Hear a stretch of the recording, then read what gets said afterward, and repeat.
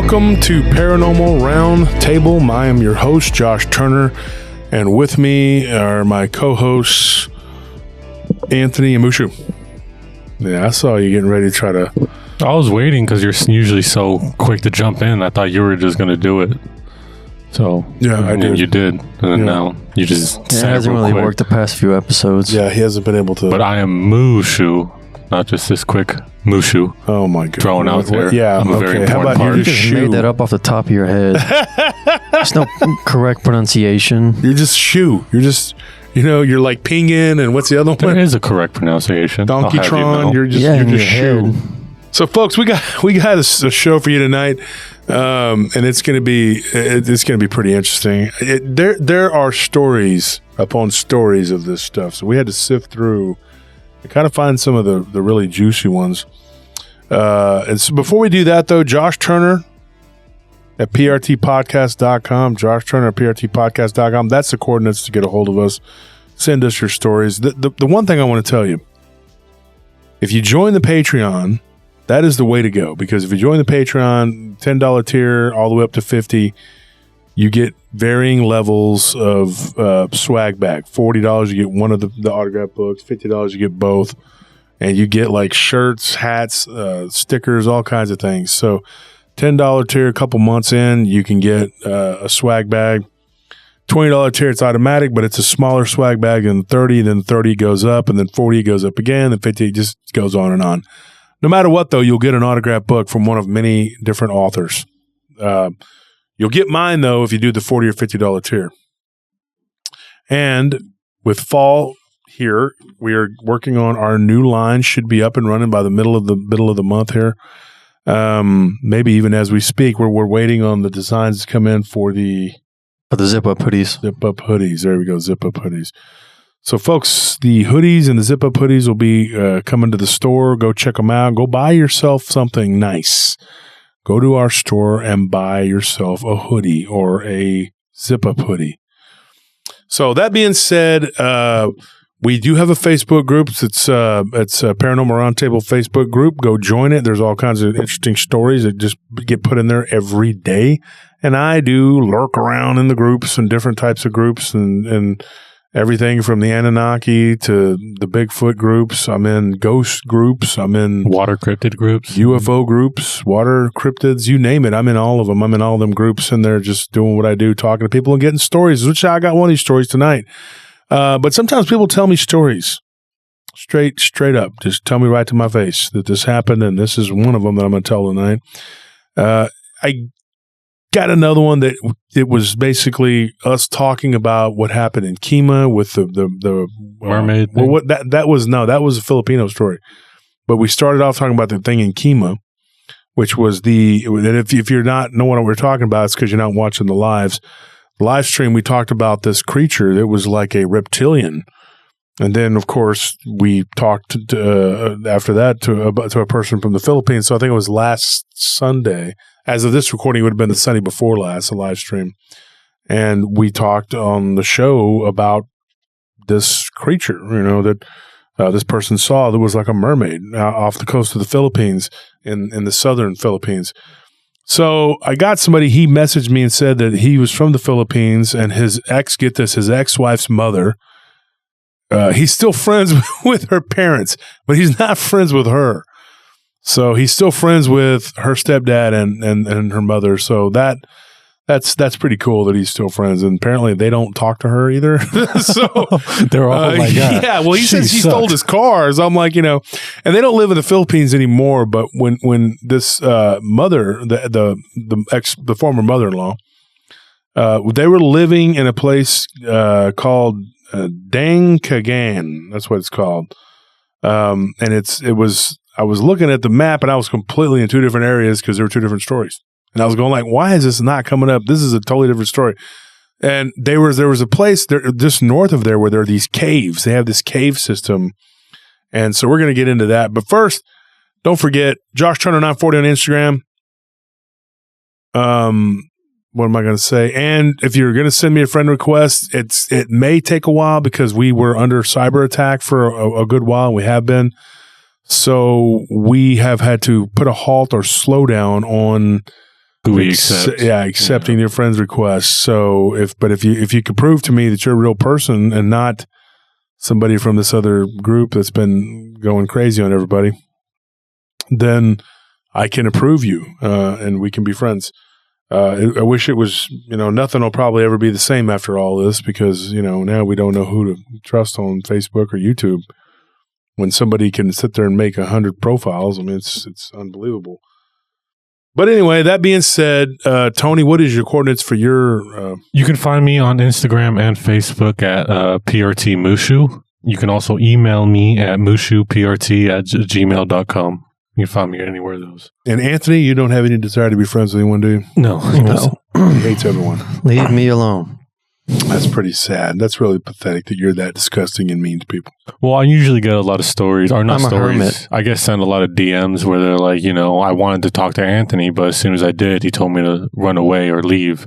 And I was like, that sounds like Anthony. If you want to capture him, you first have to find a box and just stuff it full of food. Doesn't even have to be good food. Just stuff it full of food. Just like a rabbit. He'll jump into it. Just pull it down. Yeah, no questions asked. No questions asked. Yeah. I mean, it's free. It's free food. I mean, I'll endure, having to engage another human being for some free food. It's a small price to pay. But then I'll run away and go back to my cave and continue being a hermit. And then the way to get Tony is to have the box empty with no food in sight. Yeah. It's the complete opposite. Just put like an Xbox controller in there, give the illusion that there's a video game somewhere. As big as I am not the biggest eater in the house. No, I am. You are by far. And Scorpion probably I'm starving right now. I want to go home and after this and destroy that pizza we got.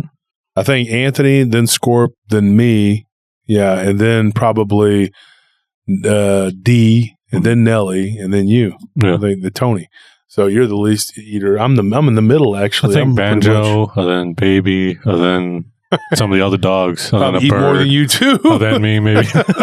No. The birds eat more than him. The birds eat a lot. The bird eats so freaking they eat their weight. Like I go over there, they're like chirping at me, and I look in their little deal, and it's all shell. Yeah, they've eaten all the... They devour it. Yeah, they eat it. Leo and Kiwi, they get after it, boy. I saw Anthony carrying them down the stairs the other day, and they were just like looking all uppity. They looked at me like, think you won the war. Like, get out of my way. I'm like, okay, whatever. I feel like Odin when I walk with them. Just two birds on my shoulders. Mm-hmm. They looked at me like they were generals that had just defeated my country or something, But anyway, so here's what we got going. The first story we're going to tell is an encounter that we got from, this guy was like 80 years old. And really nice guy, still moving around, still doing well. And I was standing there with Dee and Anthony, and we were at the Thorndale Meat Market, and we had met the guy inside, and we were kind of talking, and he heard me and Trey Felton talking about Bigfoot and stuff. And Trey's the guy that catered our conference both times. Yeah, so we ended up going outside with him. His name was James, nice guy, and he was telling us about this Bigfoot encounter he had. And he said, well, I really don't know what it was, but but putting it on the timeline, it was, he had an encounter. So I'll tell both.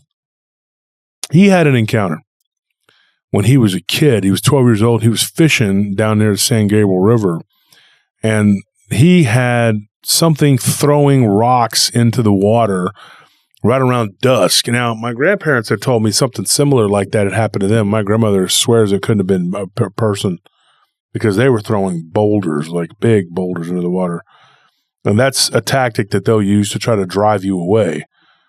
And so he said when he was 12 years old, he looked up, and on the side of this bridge, which is, it's not there anymore, it's an old rickety wooden bridge, and he was a child. And he said that, he looked up and he saw this thing that looked like a Bigfoot. I mean, he's like, it was black with grayish tint on its fur, and its face looked ape-like, but not really ape-like. And the way he described it, it had like a short muzzle, and it wasn't really tall. It was only about 7 foot tall, which we know Bigfoot can get a lot bigger than that. And it had really big, massive shoulders, but it wasn't as tall as like some of these Bigfoot reports you get. Definitely was a male. And what he was telling us, though, that encounter was very short. He was with his friend, and him and his friend, they were sitting there and they were fishing, and they don't know what it was, and it just looked like something. And his friend had a gun with him. Now, it wasn't a big gun; it was a .22. It ain't gonna do much. But his friends foolishly grabbed it and pointed it at him. At least at the time, he thought it was foolish. But this thing knew what a gun was because it took off. So it took off into the brush, and of course they took off and they hightailed it the opposite direction.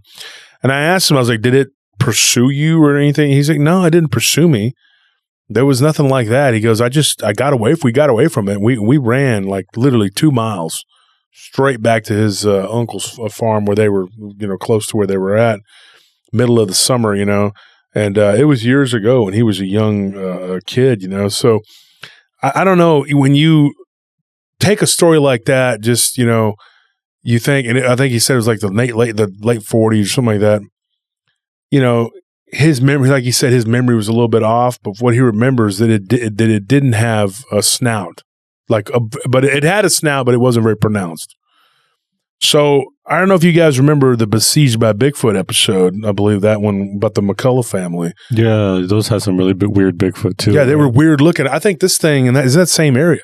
I talked to Trey Felton about that too. They're just, I think the ones that were in that area, which we don't hardly get any reports over there anymore, they're all on the other side of the San Gabriel, and then from there all the way to the Brushy Creek. So I don't really get many reports in that area like we used to. Now you get some Dogman reports. I wonder if Dogman moved in and they moved out. I don't know. But when you listen to that story, taken by itself, that's a pretty interesting story. He goes, well, I got another one for you. He's like, and this one was about my granddad. And we were standing there, and, it was pretty warm. It was like, I think, middle of summer, it was past summer when he told us this. And so I'm standing there, and I'm kind of like, we were standing outside. So I said, can we go back inside so we can talk? So we just kind of moved back inside. And Nellie was sitting in the vehicle just looking at her phone, not even blissfully aware that I was being inundated with horrific Bigfoot stories like she cared. She didn't care about my psyche. She didn't care about what happens to me after I read these horrific stories. No, but definitely. She doesn't. She did. she's like, you're scared? Okay, well, anyway, I'm hungry. Traumatized? Oh, no. I'm hungry, and you're worried about yourself, like always. Anyways. Into ways. So we're sitting there, and so we all kind of went into the inside. We're standing there, and my brother was standing with us, with Anthony and me, and the guy was telling us a story. It was very interesting. His grandfather used to drive a grain truck, and he drove one until he was really old. I mean, he was like, he didn't retire until he was in his 70s. I don't say that's really old, but I mean, that's old to be driving one of them old grain trucks, for miles. And so he said that, his grandfather was like in his 70s or something. When he was a kid, right around time, I believe he said that he saw that creature maybe about, I think he said he was like a toddler or something when that first happened, because he remembers talking to his granddad about it. So his granddad was driving, and he was taking a shipment of grain, and that's right there where the silo right there is. What is it? Across? Where is it? Like right around I think it's like a catty corner to Thorndale Meat Market, wasn't it? That silo? Yeah. Yeah. Well, I mean, it's not really catty corner. It's like across the street and maybe like eighth of a mile down. Yeah, I thought it was closer than that, but I mean, maybe I'm wrong. No, because it's like you have to go far. Yeah, sure. Mushu. From Thorndale Meat Market, you have to go down to that store. Okay, yeah, you're right. And then it's across the street from the store. That road, I think what he's talking about, I lost a puppy there one time years ago. She jumped out the back of an El Camino because my grandpa wouldn't let me have it in the front. Actually, I'm sorry. I'm completely wrong about that. I put it in the back of the El Camino. My grandfather told me to put it in the front. I don't know why I put her back there, but anyway, sad. Sorry, Grandpa. I didn't mean to lie on you. I'm the dummy that didn't listen to you. But when you're 8 years old, you know everything, right? So I'm over here, and we're driving, and that spot, I know where that's at. There's like a low water crossing there, which I think they fixed it a little bit. But back then, it had rained pretty heavily, and when he was coming down to that spot, he thought that the water had receded more than it had. Now, this is a really weird story. He said his grandpa the brakes were bad on that truck, and he couldn't slow them up. And he said that they were grinding, and that old grain truck just drove right into the water, dude, and he got stuck. He kind of went off the side and got stuck halfway into the mud. It wasn't a threat to him. The water wasn't like moving real fast or anything. So he got out and was like, crap, I'm stuck here. So he got out to kind of wade through the water. And when he did, he heard something sloshing around.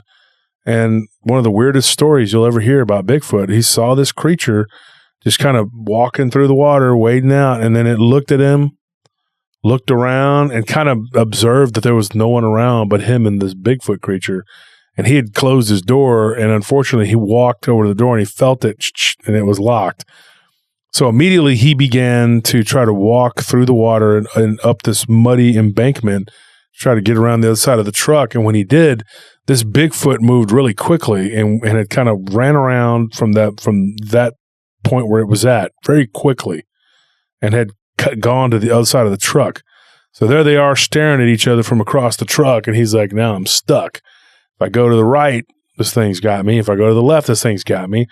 And this thing, the weirdest thing, one of the weirdest things you could imagine, but I've heard this before. I know you guys have.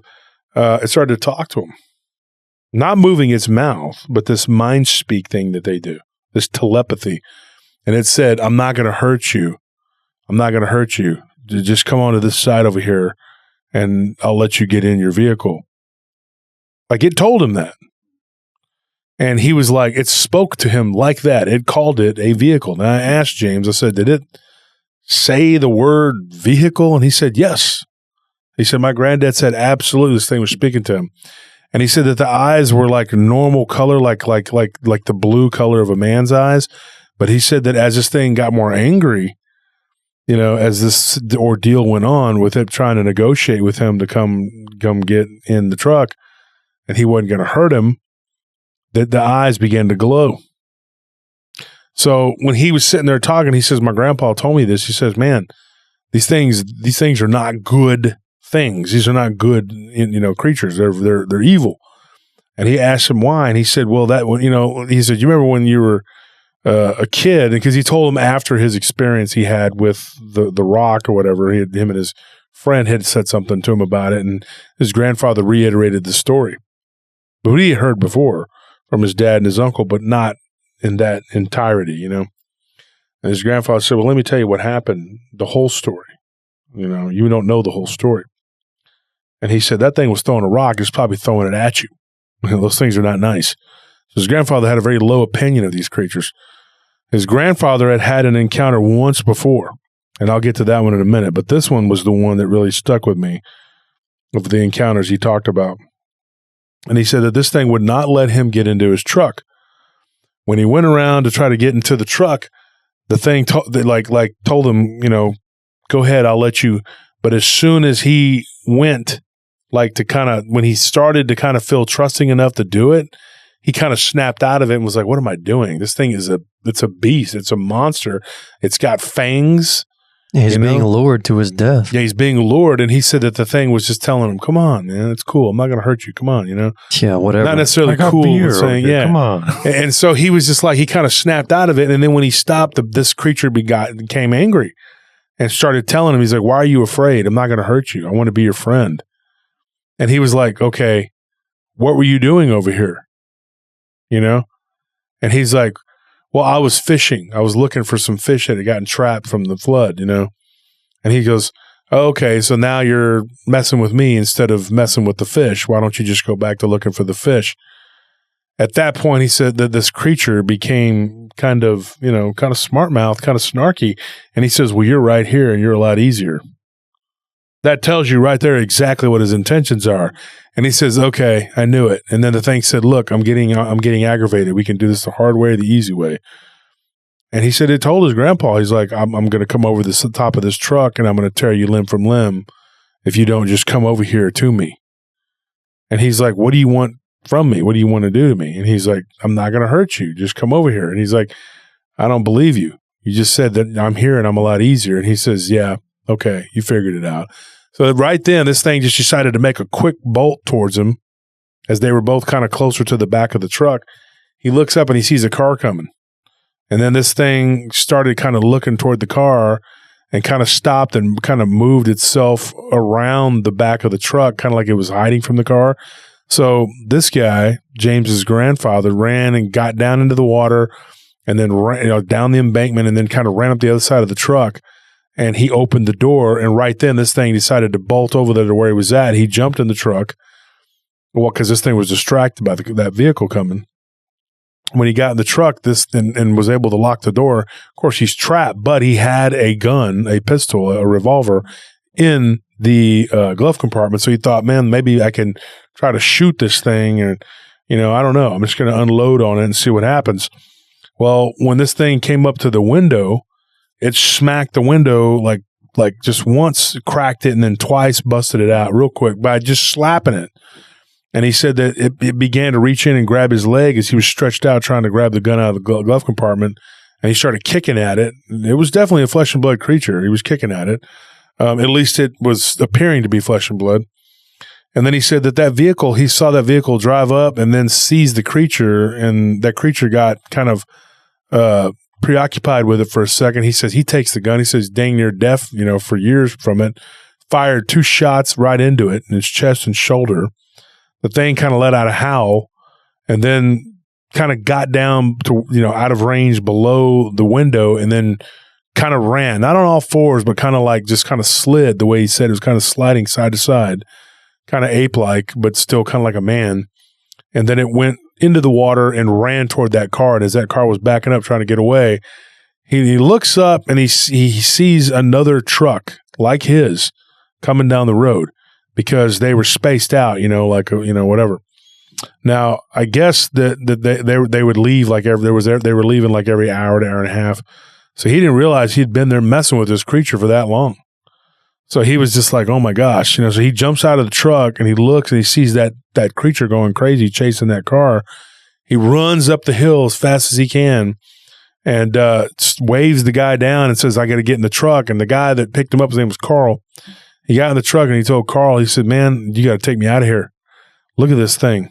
He says he looks down there and he sees that creature. It's chasing on, like at this point, it's on all fours and it's chasing that car up the hill as that car is trying to get away. So he said he waited and he didn't know who that was in that car, but he never heard, hide nor hair of who it was that it was chasing. Never got any story to confirm that even, that it happened. And he said he thought it was odd. He goes, I had to have, it was a county road. Because I had to have probably known people that lived in that area or who that might have been, but they never came forward. So kind of a mystery there too. Well, here's the thing that was weird. After they drove away from this scene and they got back out into the main town, they were in shock. And his friend saw this creature too. And his friend convinced himself that it was a bear. And he was like, that was no bear and it wasn't no gorilla. He said, in fact, it looked more kind of like, he said, if you took and this is what he said it was kind of wolf-like, kind of ape-like, and then kind of human.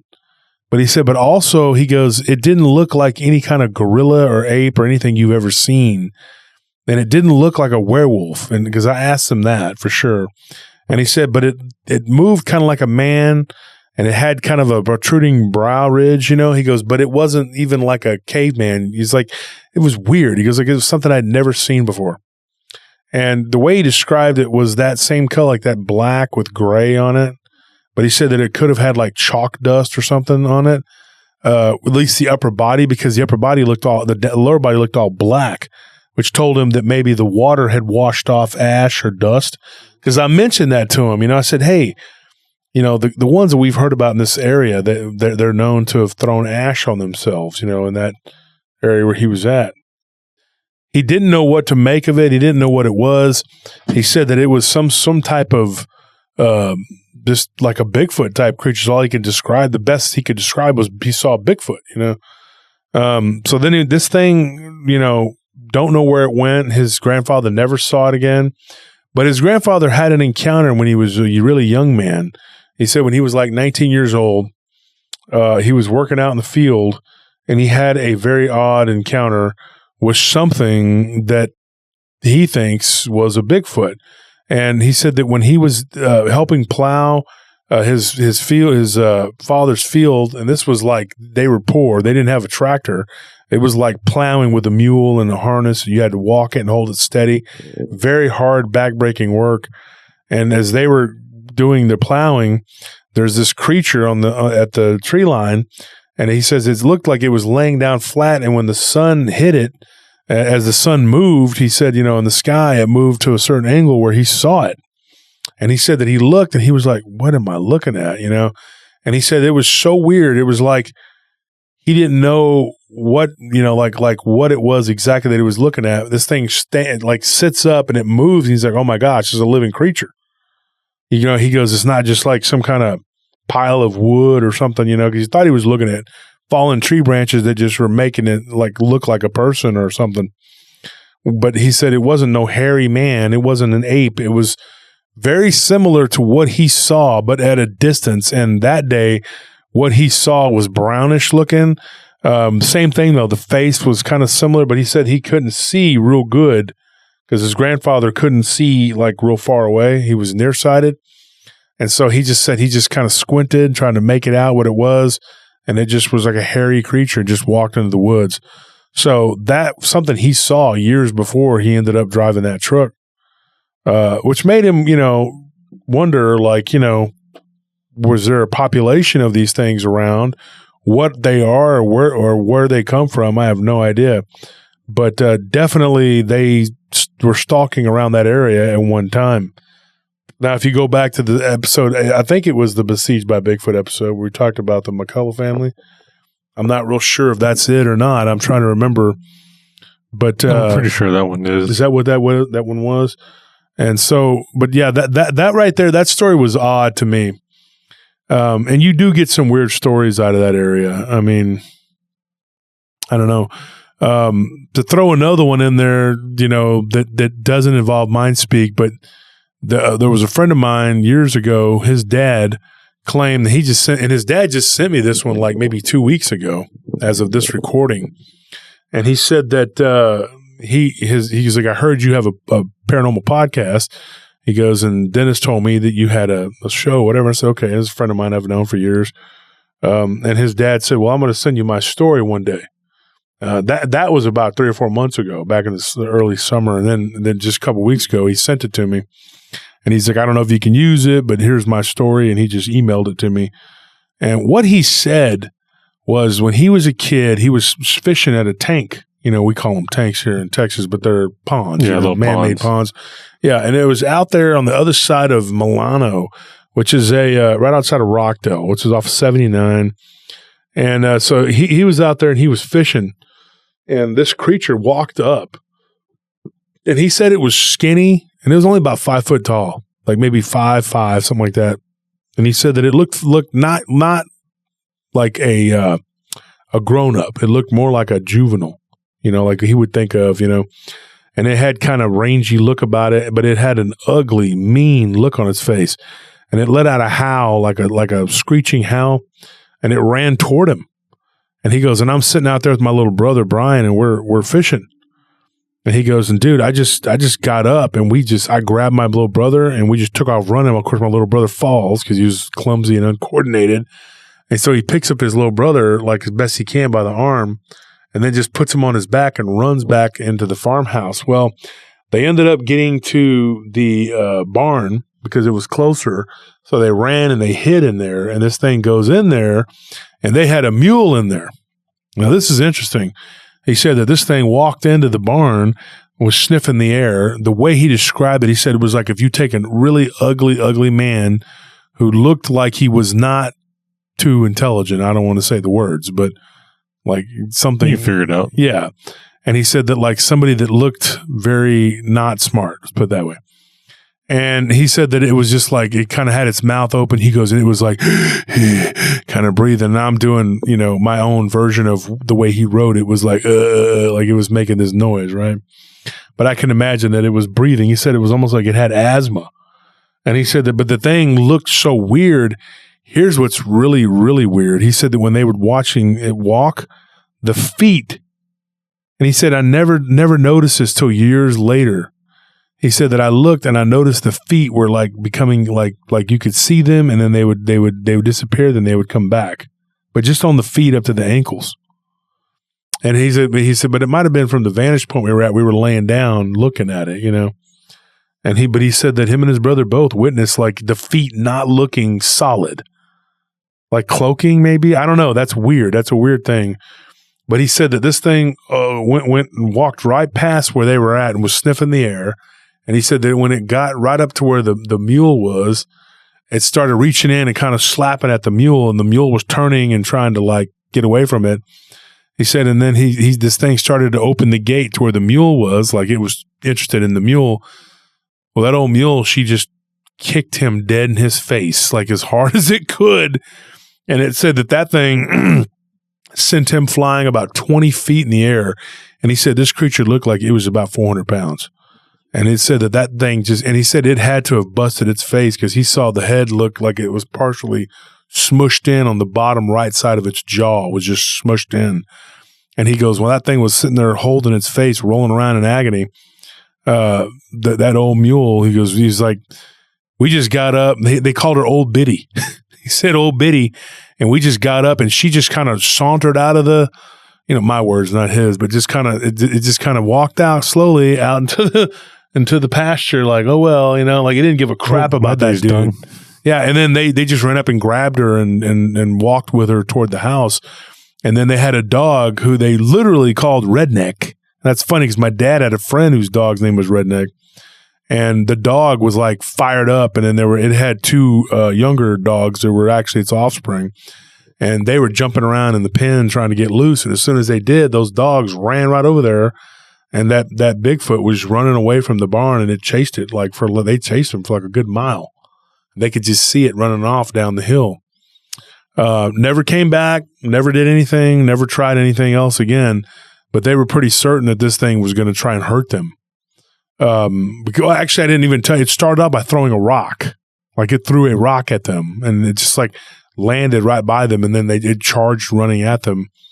It wasn't real big though. Like it wasn't a real big creature, about 400 pounds. But I mean, by Bigfoot standards, that ain't that big. That's nothing. Man. That's nothing, dude. So these things, that one there. So I just thought I'd throw that one in as a sideline to this one.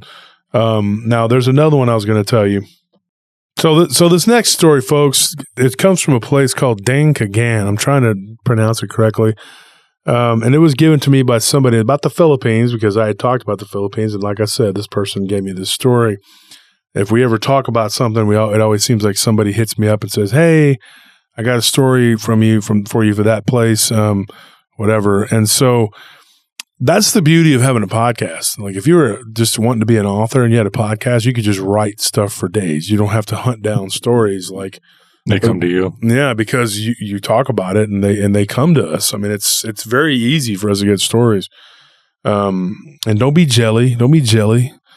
All these people jelly because we got the stories and people come to us. They don't think, why don't they come to me? Well, first of all, you look like Smeagol, and then second of all, you don't tell the story correctly. So here's what happened. This person had a cave system that was just north of where they lived, and they promised me that they could get at least 3 other people to tell us stories about these things that come out of these caves. They promised me that. He said, I promise you I can get you more. Okay, and so apparently the Philippines has over 3,000 caves. Yeah.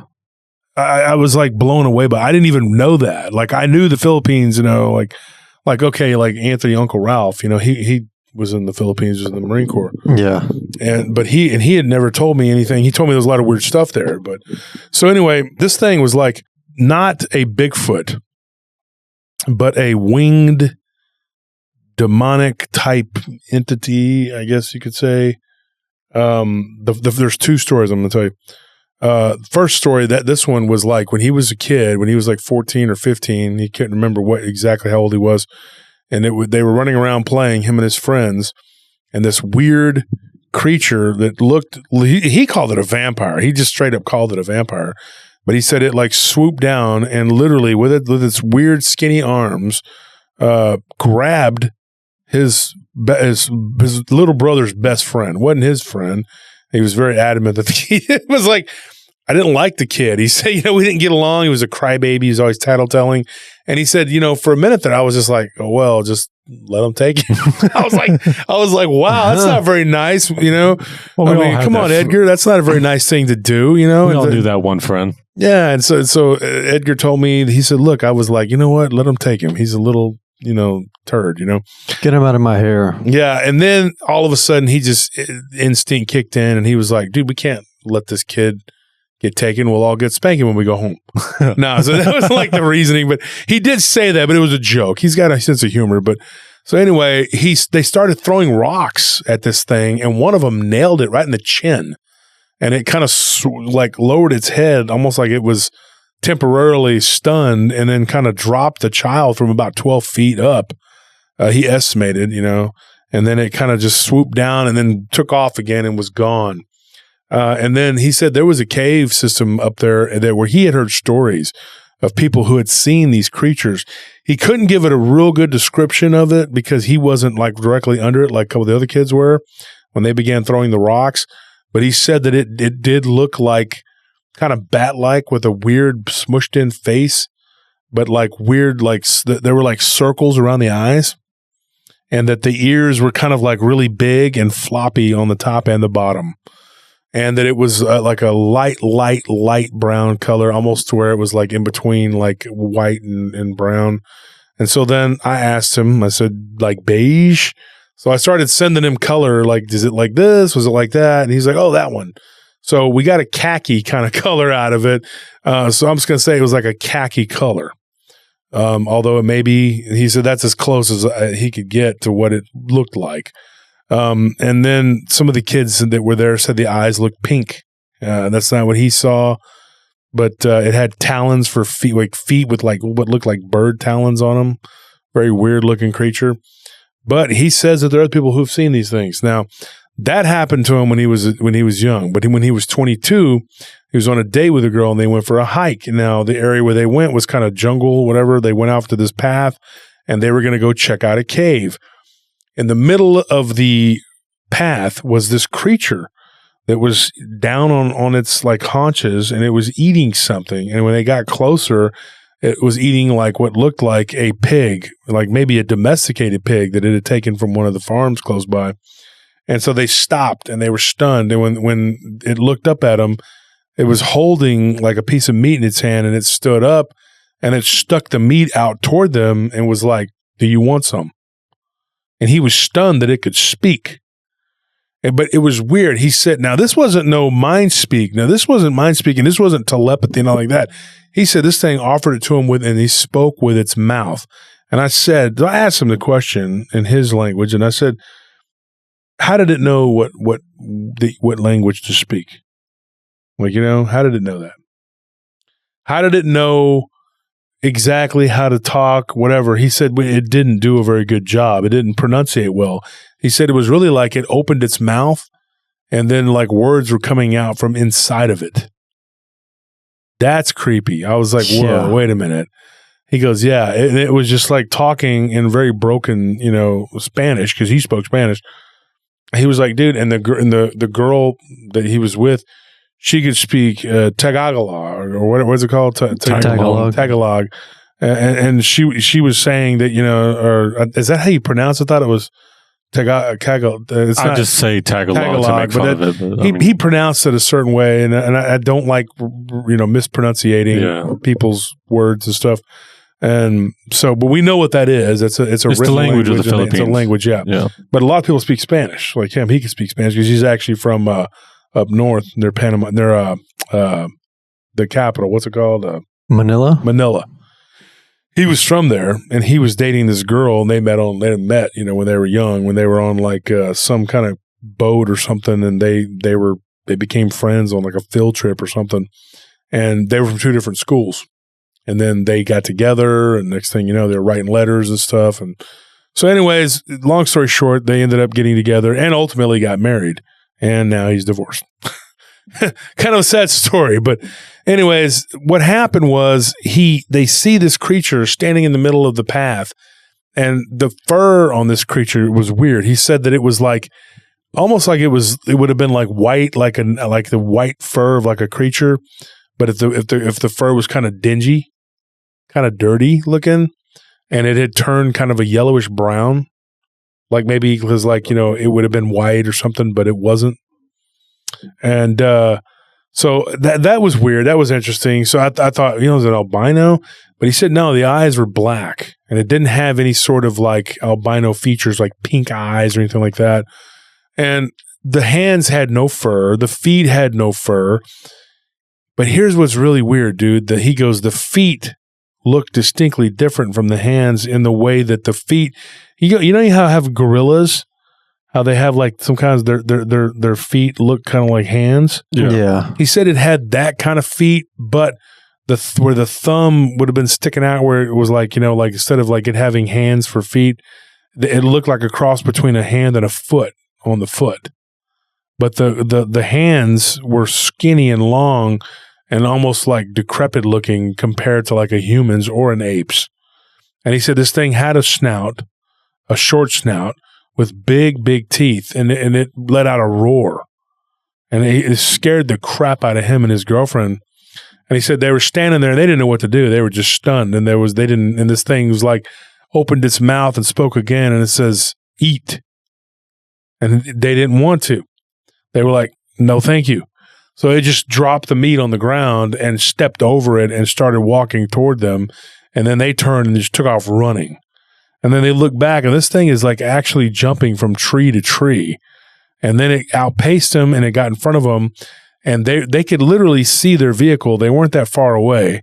And then they heard this loud shrieking howl coming from the cave where they were actually headed to go explore, which thank goodness they didn't.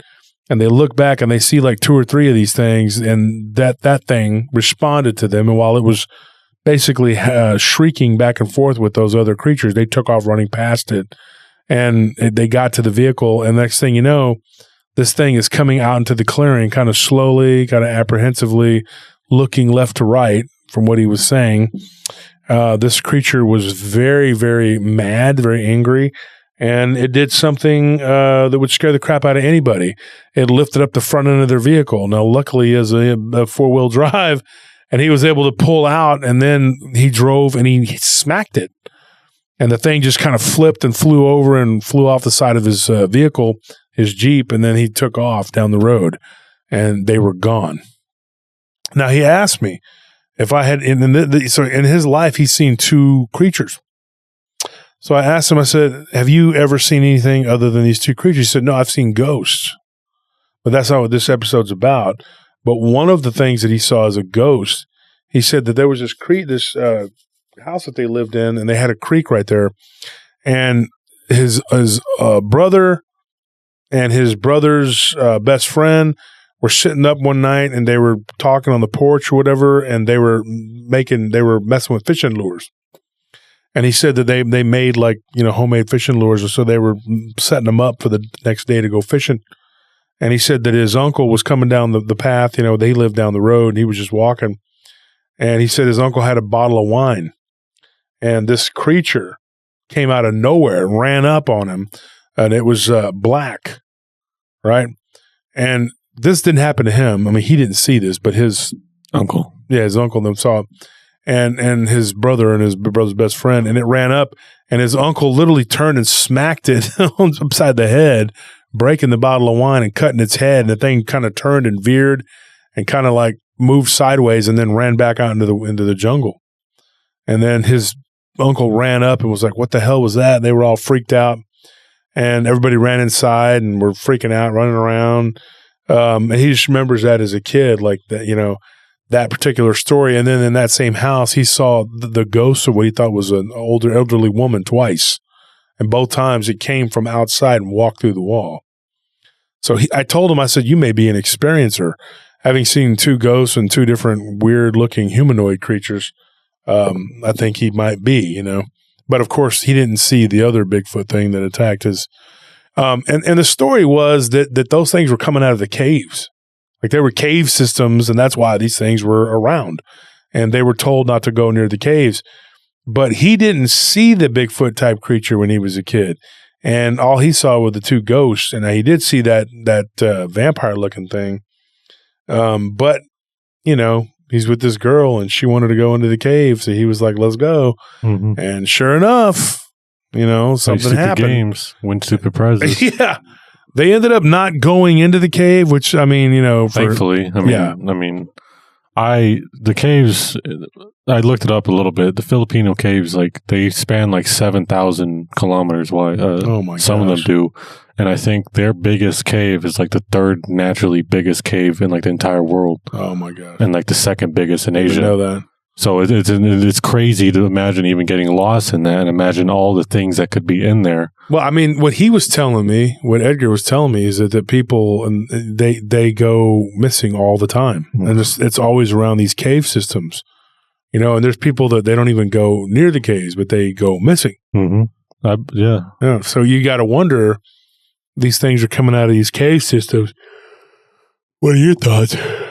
Excuse me, folks, for yawning, but what are your thoughts, Anthony? I think that it's not really a surprise that they come out of caves. For one, it's the perfect hiding spot because most people are not going to just go explore a cave if they know what's good for them. And if they do, they're going to be somewhere where they're totally isolated, that they can't call anyone for help. They're going to be completely and entirely out of their element and in the element of whatever creature or predator dwells within these caves.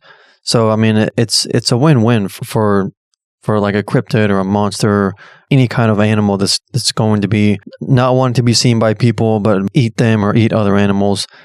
Yeah, but also because there's so much more square footage beneath our feet than there is on the surface. Because if you think about it, on the surface, when we're talking about land, all of the square footage is just either flat. Yeah, it's just topside. It's either flat or it's mountainous or it's or you got hills. But underground, it's three-dimensional. You have multiple levels of dwelling space. It just goes down and down and down, and it can go down, up, down, left, and right is what I'm trying to say.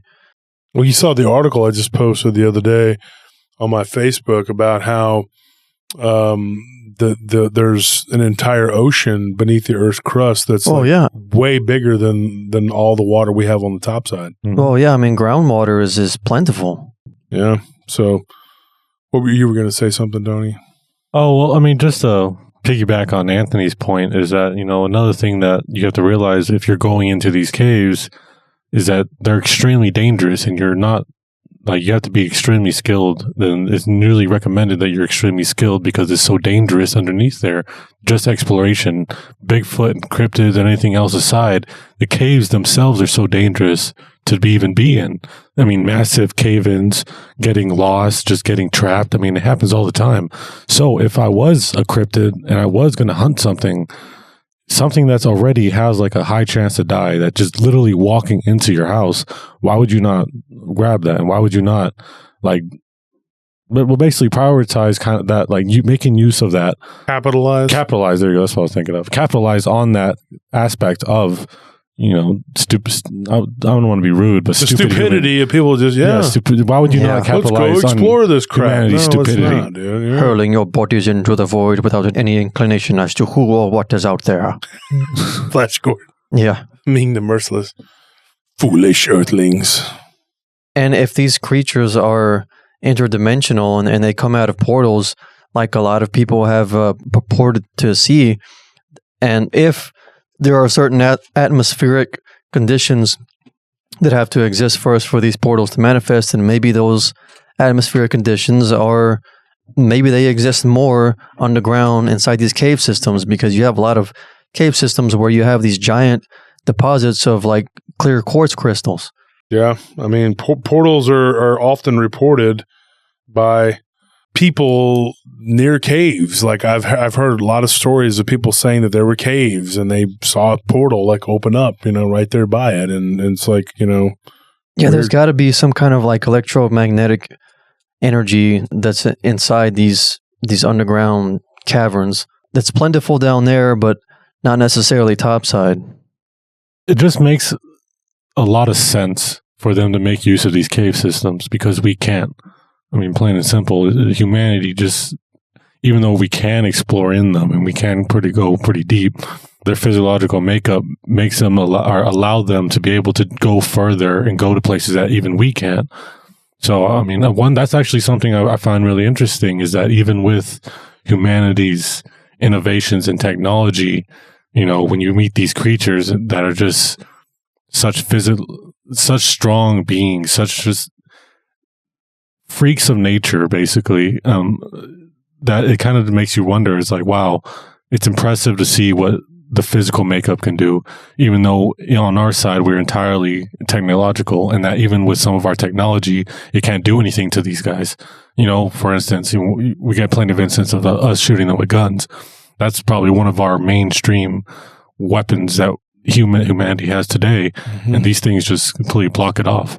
Well, I was going to mention that in that first story. I should have clarified this and said that the bullets didn't really do anything. And when I asked James about his grandfather's experience, the one outside of Thorndale, he said that he doesn't remember the creature bleeding. He asked his grandpa like years later, like a couple different times he had referred to it.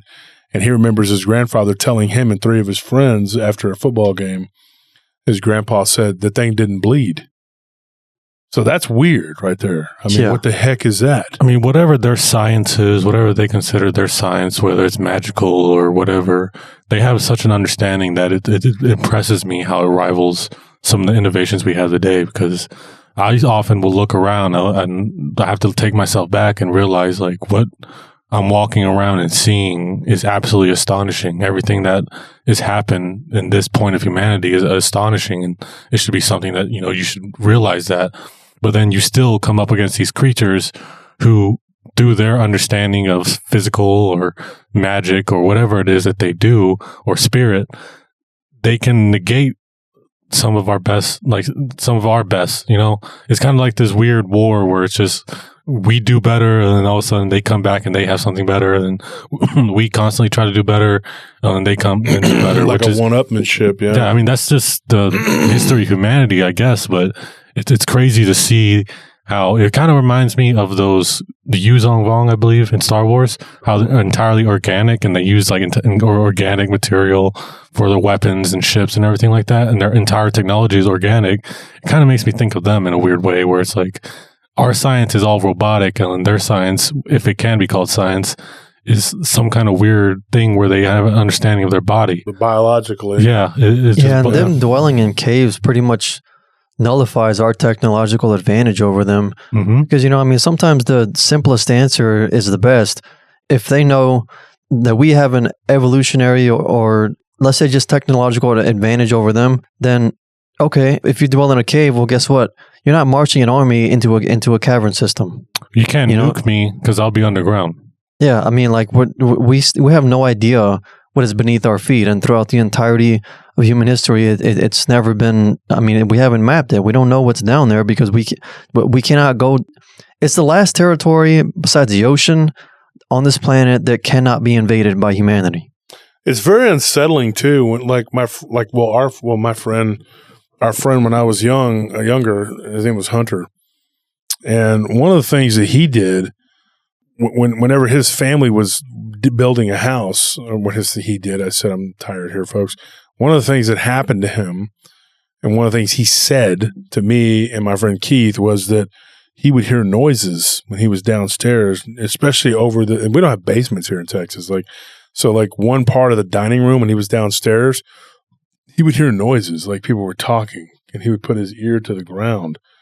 And that happened to my friend Brian too when he was out in the West Texas. Same thing. They would hear like people talking and stuff moving where they couldn't make out the language, but and I pondered it many times. And in fact, y'all know Keith. Me and Keith were sitting there one night, just hanging out on the weekend. We partied together all the time. Well, as much as teenagers can. We tried to party, but most of the time it was just us drinking Dr. Pepper and playing video games. Sounds like a party to me. Yeah, and ordering pizza, and talking about girls that didn't want to give us the time of day. But it's crazy, man. We were sitting there, talking one time, and that conversation came up, and we were talking about our friend Hunter and that house that they had built, and how he had said to me one time that he heard something underneath him. I just remember him saying that one time, and I just thought, man, that's so weird, dude. Like, it is weird to think about, like, what is under our feet. And I remember Barton Nunley saying one time that if you could see Like if it was transparent, you could see down in there, dude. The stuff that you would see would terrify you. So you go to sleep and and you think that you're safe in your house or your apartment or whatever, but remember, there's things down there below your feet moving around, dude. And there's no telling what's. Well, I mean, that's you have to look at it from the upside too. It's like, oh, we'll just get away from down below and start looking up. We're like, oh, we have to deal with aliens up there. We have flying humanoids up there. So like, we're just trapped in this weird land dwelling kind of area where we're from above and below, like we're on hostile terms. That's what gets me is how can people sit there and make fun of the woo and talk about how, when our world is so weird, when the reality of it's so much weirder than we could possibly know. I think it's a couple things. I think it's one, a lack of spirituality, obviously. When you don't have a basis or if you don't have a belief in spirituality, you're not willing to look into the weirder aspects of the world. But also I think it's people being too arrogant in their own views, so they get locked set into something that they believe, and they're not willing to be open-minded in being wrong. Yeah. So, and then I think that first one plays a bigger part than the latter, but I think they both kind of go hand in hand in making these people foolishly deny and foolishly believe that they know what's going on in the world. It's also a coping mechanism, because if you have a fear of the unknown, which is ingrained in all of us, then if you deny the unknown, then you have nothing to fear. Of course, it's silly nonsense, but I think that's subconsciously, whether they're aware of it or not, that's what these people are doing. It's just a coping mechanism to make them feel like they're safe. I can understand that, because if you think about it, like if you had an experience with a Bigfoot, then, for the next, let's say 3 or 4 years, you just go on this big spew of researching, and you finally think you have an understanding of the Bigfoot.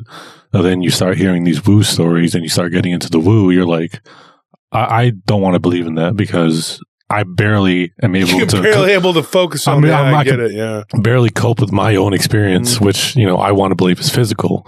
Thinking that these things can do all this would absolutely terrify and they me. Look physical. And people will shoot them, and sometimes they'll bleed, and sometimes they won't. And then sometimes, like there was that story of the guy in Kentucky. I haven't even. I might have told you guys, but I haven't even gotten through it yet, folks. I haven't contacted this guy to get any confirmation on it. But he shot this thing, and when he did, the arm disappeared. But I don't know if it disappeared or if it just kind of did that cloaking thing. But then what the hell is that? We don't even know. We don't know what the heck we're dealing with here, folks. I don't know. I guess that's the moral to the story. We don't know what we're dealing with. That's pretty much it. But folks, that's all the time we have for today or tonight over here at PRT. Thank you for joining us for a Tuesday edition. And hopefully, if you guys are listening to us on any other channel, you'll go and check out our Friday night live stream. We always have a guest. And then, of course, Sunday, where we tell people stories like we do here, but for a lot longer. All right. Thanks, folks. Thank you for tuning in. We love you, and good night.